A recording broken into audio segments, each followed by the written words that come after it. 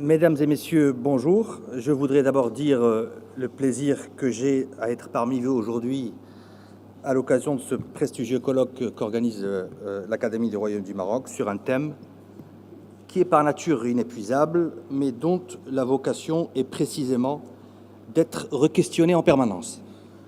Je salue évidemment l'effort intellectuel qui a présidé la préparation de cette rencontre et me réjouis de ce moment d'écoute et de partage sous le site duquel les organisateurs ont d'emblée voulu placer les travaux de ce colloque. S'agissant de ma contribution, et avant d'entrer dans le vif de la question, deux mots préalables pour en fixer à la fois le statut, entre guillemets, et puis l'objet. Alors, le statut, je veux souligner d'abord que mon propos ici doit être entendu et compris comme relevant assez banalement du seul registre de la conviction.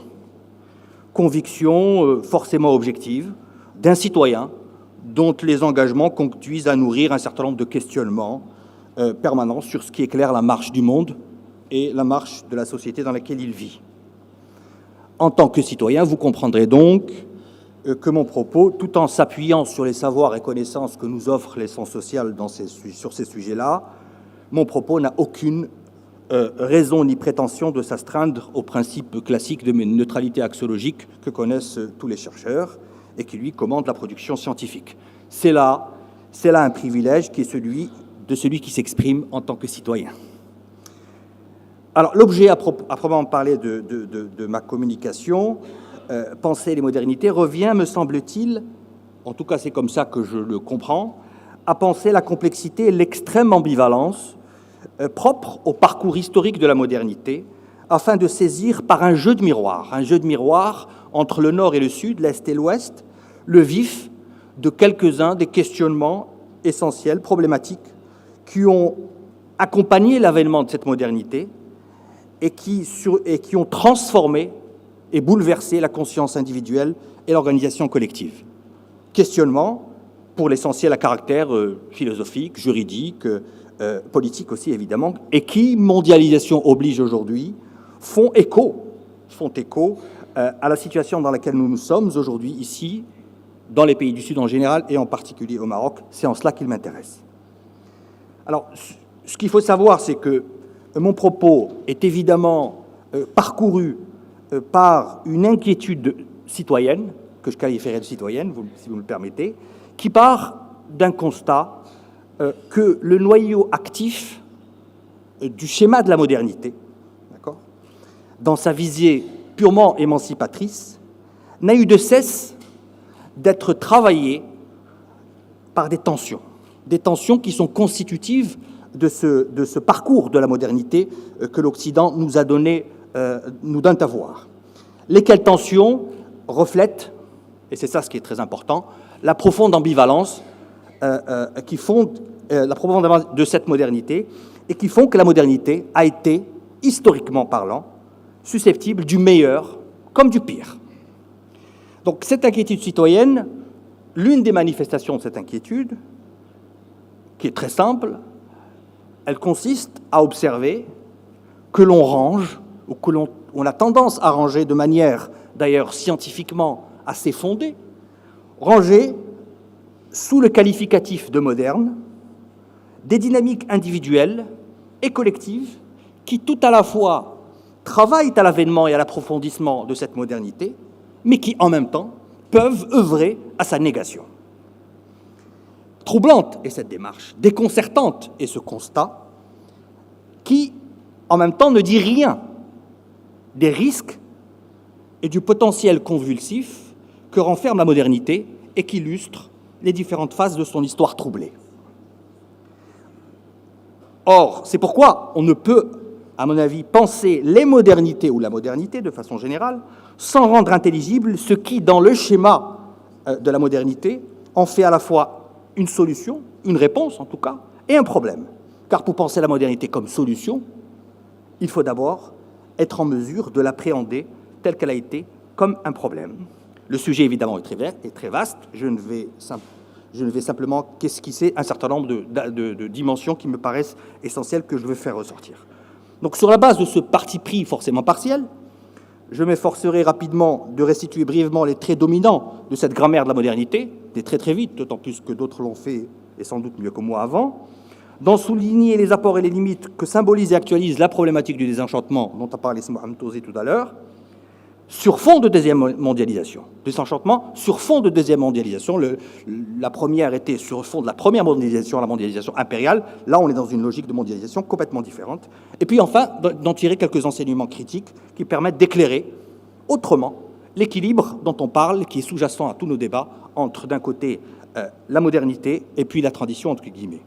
Mon propos, donc, de manière générale, peut être entendu comme une introduction à certaines, je dis bien à certaines dimensions problématiques d'emblée de cette modernité, dans sa dimension essentiellement politique et à partir d'une considération, une préoccupation citoyenne. Alors, le schéma de la modernité, je reprends une caractérisation classique, mais que je veux reposer ici parce qu'elle est importante, parce qu'elle est le noyau actif dont j'ai parlé tout à l'heure, qui me semble essentiel.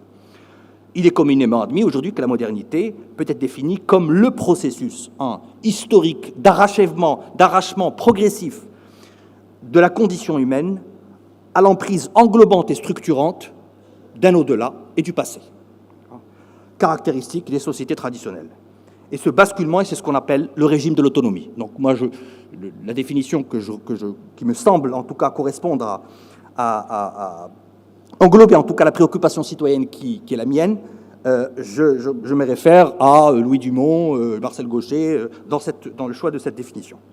Alors, au régime de l'hétéronomie classique, qui est le contraire évidemment de l'autonomie, qui fait valoir à la fois l'antériorité, la supériorité et l'extériorité du fondement qui fixe les règles de vivre ensemble, eh bien, le régime de l'autonomie qui caractérise cette révolution moderne, c'est une manière d'être des communautés humaines qui est fondée sur la capacité à se donner sa propre loi. C'est des choses que tout le monde connaît. Donc l'autonomie, c'est la capacité de l'homme doué de raison de définir lui-même et pour lui-même, en conscience et avec d'autres, le sens de la société dans laquelle il vit. Ce processus de l'avènement de l'autonomie, que l'on qualifie de révolution moderne, et il rassemble en fait les révolutions qui sont répertoriées, la révolution religieuse du XVIe siècle dont on a parlé ce matin, la révolution scientifique du XVIIe, les révolutions politiques, évidemment, anglaises, américaines et françaises, et ensuite la révolution industrielle.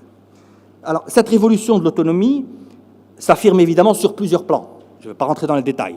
Elle a une déclinaison sur le plan politique, d'accord, avec la démocratie, on pourra aller vite, sur le plan juridique, avec la révolution des droits de l'homme, sur le plan technique et scientifique, évidemment, avec les grandes avancées scientifiques qui nous permettent aujourd'hui d'être vivants tous à notre âge aujourd'hui, d'accord, ça il ne faut pas qu'on l'oublie, et puis sur le plan de la conscience historique, au sens où le schéma de la modernité bouleverse le rapport à la temporalité historique qu'avaient les sociétés traditionnelles en opérant un basculement entre une vision de l'histoire qui est fondée sur le passé à une vision de l'histoire qui est fondée sur le projet, donc la capacité à peser sur le futur.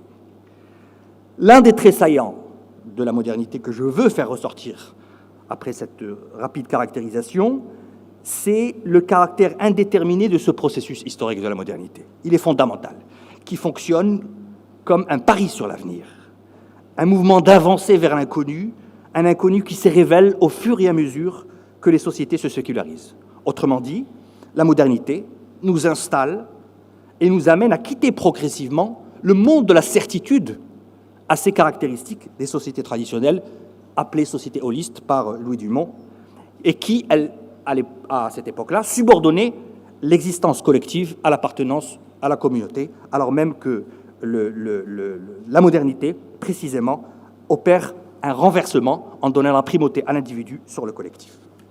Donc c'est bien ce parcours exaltant, à la fois exaltant, mais qui se révèle hautement problématique, qui occupe ici le corps de mon propos.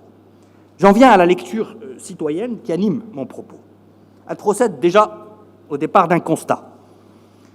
Un constat assez largement admis qui consiste à dire que la modernité est aujourd'hui portée par une deuxième mondialisation tous azimuts qui prend la forme d'une mondialisation de la sécularisation, qui s'impose à nous, de l'extérieur, jusqu'à s'inviter dans notre quotidien parmi les vecteurs.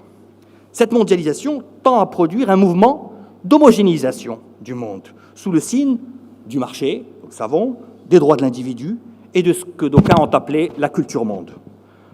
Une homogénéisation qui, cependant, n'équivaut pas forcément à une uniformisation universelle, dès lors qu'elle induit des mécanismes d'appropriation, dont on a parlé ce matin, Rahma Bourqiya l'a évoqué, des mécanismes d'appropriation où il y a une tension entre les objets, les contenus de la modernité, et puis la main qui les utilise.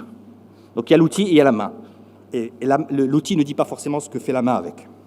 Reste que cette dynamique irrépressible de la mondialisation est profondément ambivalente dans ses effets et génère partout, et pas seulement au Sud, des attitudes qui mêlent à la fois hostilité et séduction. Séduction à l'égard, évidemment, de ses promesses de bien-être et d'émancipation, hostilité au regard de son pouvoir énorme de déréliction sociale et de creusement des inégalités qu'elle peut générer.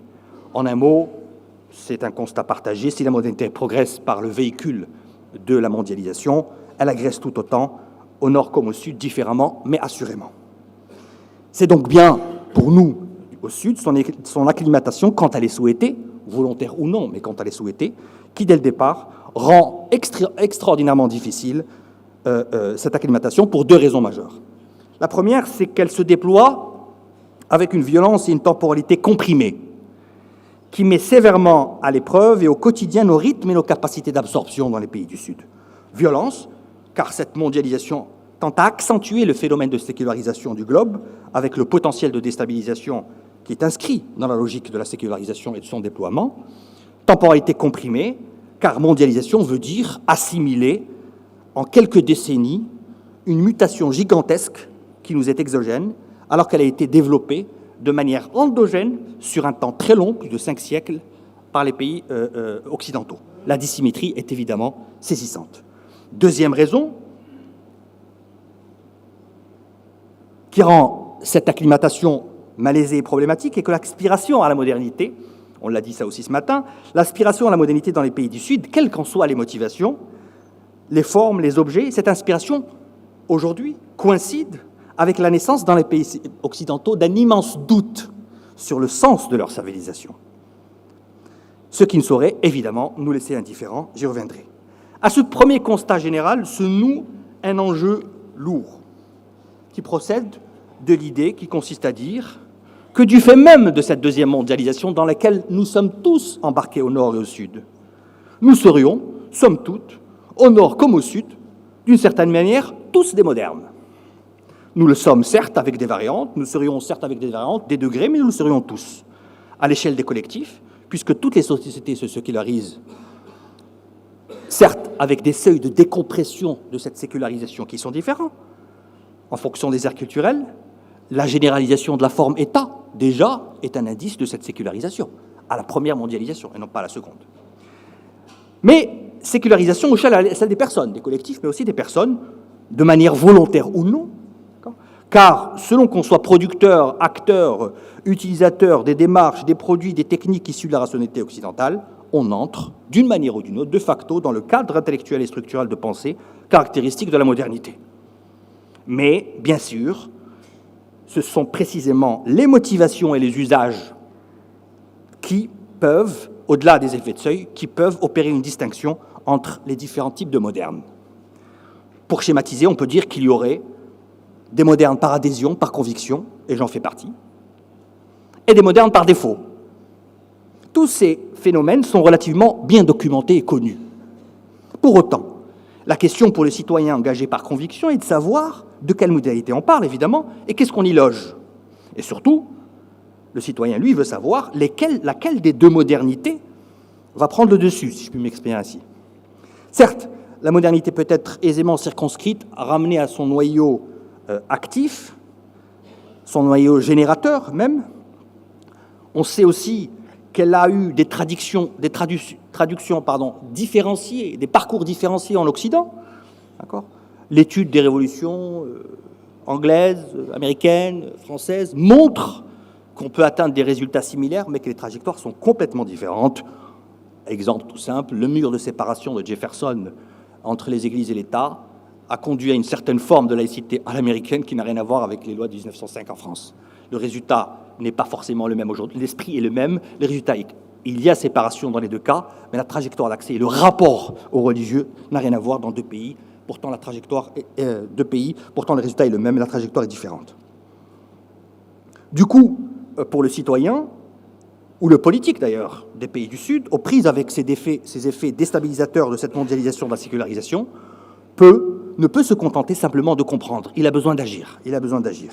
Et d'agir en l'occurrence pour prévenir les turbulences, les tensions, voire les convulsions, qui semblent indissociables de la modernité, autrement dit les tensions que rencontre cette trajectoire différenciée d'accès à la modernité dans ces différentes étapes. Car quel que soit le schéma moderne pour lequel on opte, ça sera un processus qui sera traversé par des étapes, et la question, c'est comment on régule le passage d'une étape à une autre, et qu'on évite que des convulsions produisent des effets contraires à ceux qui animaient les auteurs ou les acteurs du processus. Alors, autour de ces enjeux aux implications, donc, vous voyez bien, immédiates, pratiques, le citoyen averti, il dresse 3 constats comparatifs dont il a besoin pour camper l'arrière-fond de sa réflexion. Premier constat, il consiste à commencer par prendre toute la mesure de la crise qui travaille la modernité sur ses terres d'origine. Il observe notamment le profond désarroi dans lequel le processus de radicalisation de l'individualisme plonge l'homme moderne, plus que jamais en proie au doute.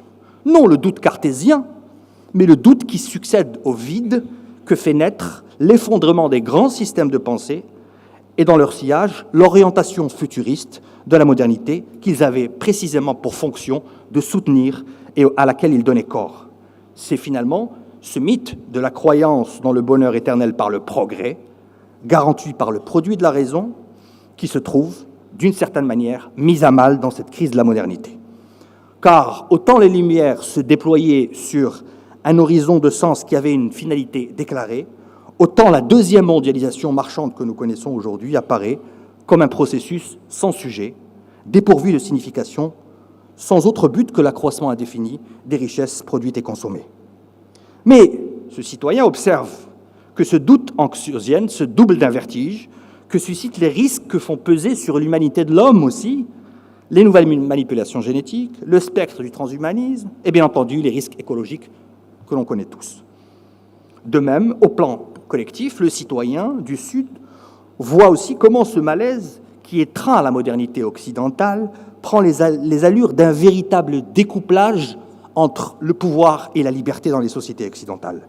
Les gens en Occident apparaissent comme étant de plus en plus libres à titre individuel et de moins en moins en capacité de gouverner collectivement, ou en tout cas de convertir cette liberté individuelle en dynamique collective pour façonner leur destin futur.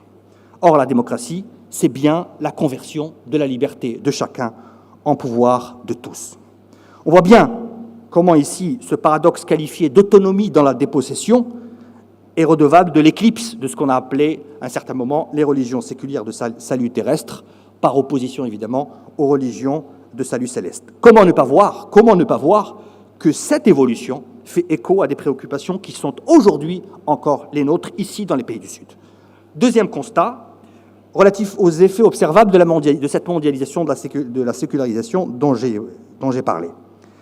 Dans le cadre de cette mondialisation, la modernité est, comme le disait un auteur, une proposition qu'on ne peut pas refuser et ce à quoi on ne peut pas échapper, même si elle vient bousculer l'identité héritée.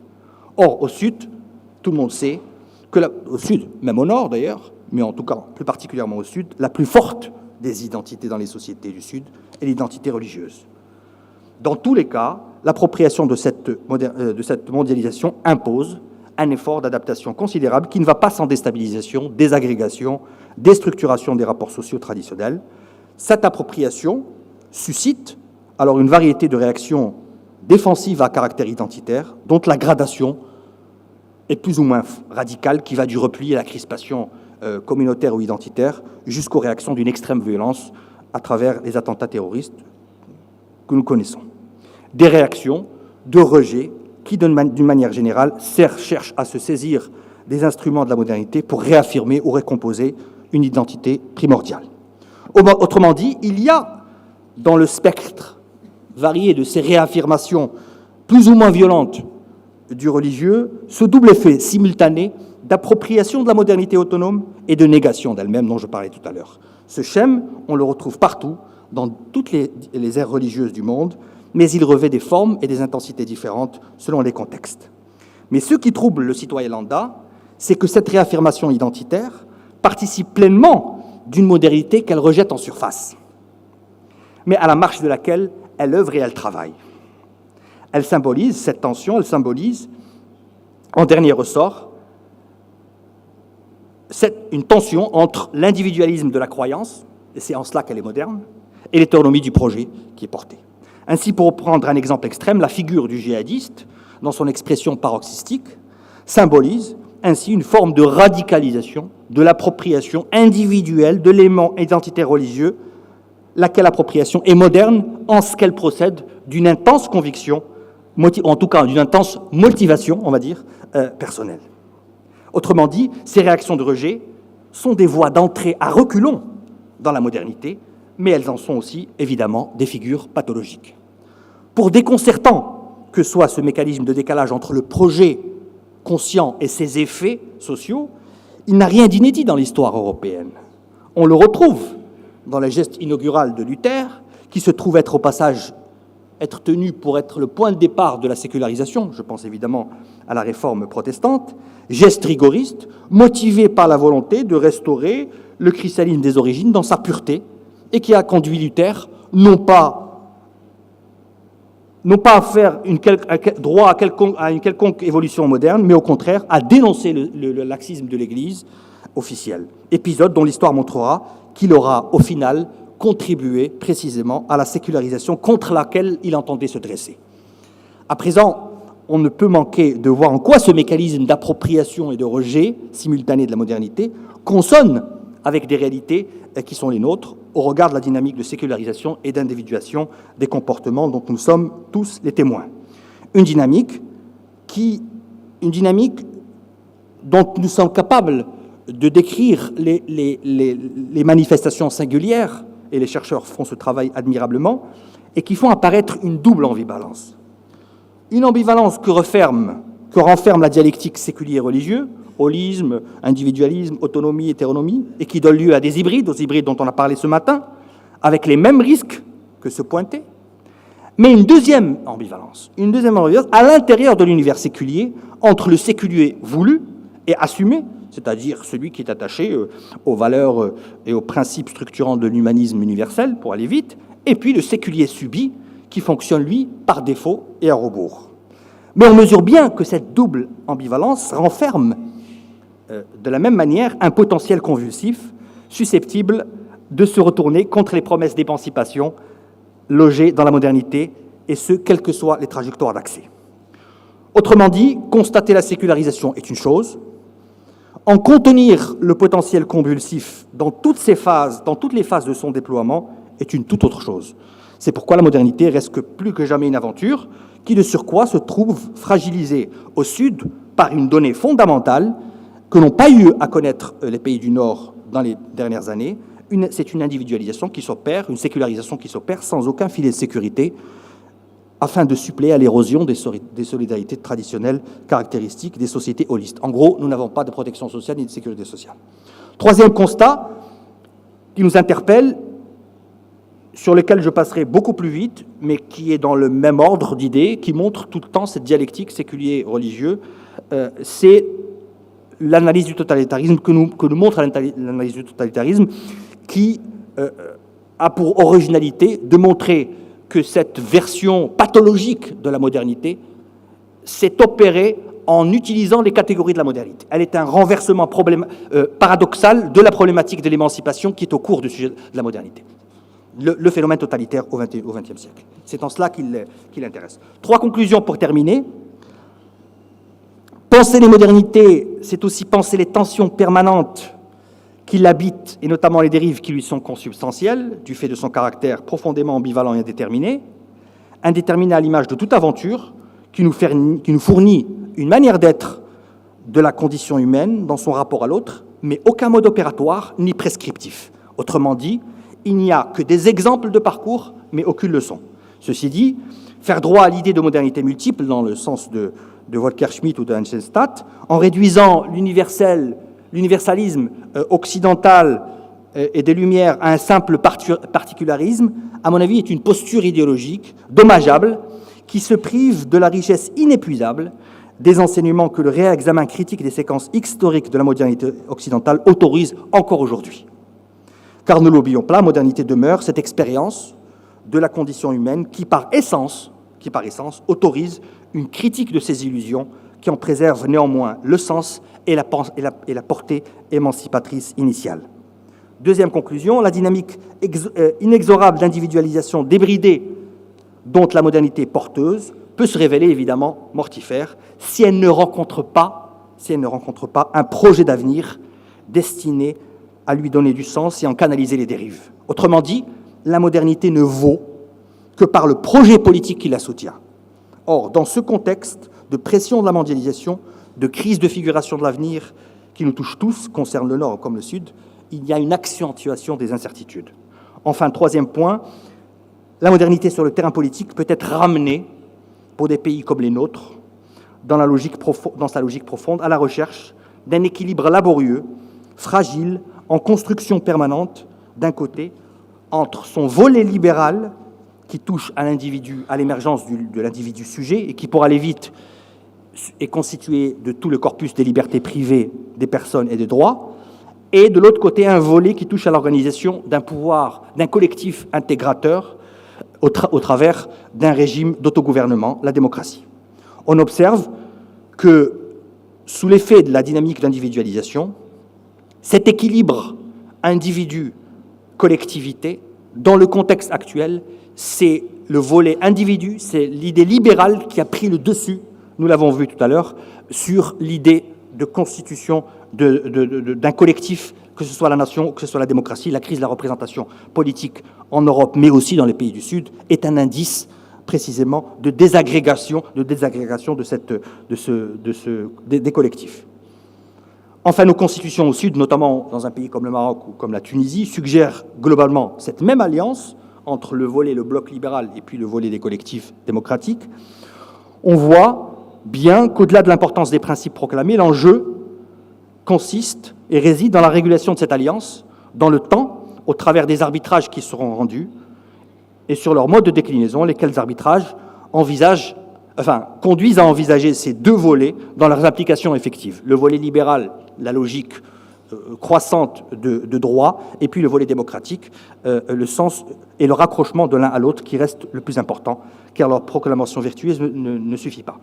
De manière générale, et pour conclure sur cette question, je crois que la lucidité qui doit guider notre approche pour se révéler féconde gagnerait au préalable à se déprendre de la tentation des lectures un brin simplistes qui consistent à appréhender la modernité au titre de ses avantages ou de ses inconvénients, voire manichéennes, qui opposeraient la modernité d'essence occidentale à une modernité en devenir arabo-musulmane. Je pense que penser ainsi, c'est penser déjà à côté du problème et dans les termes dans lesquels il gagnerait à être appréhendé. L'autonomie car, que l'on veuille ou non, la question essentielle est de tenir ensemble une double logique dans notre raisonnement. Prendre la mesure du pouvoir d'émancipation et d'amélioration de la condition humaine qu'a autorisé historiquement la modernité et qui, je le répète, nous permet d'être vivants aujourd'hui à notre âge, dans cette salle, et puis d'être en mesure d'être vigilant à l'égard de son potentiel convulsif, le potentiel convulsif d'un schéma de pensée nouveau qui a accroché à des principes, mais qui ne dit rien de son mode opératoire. Merci.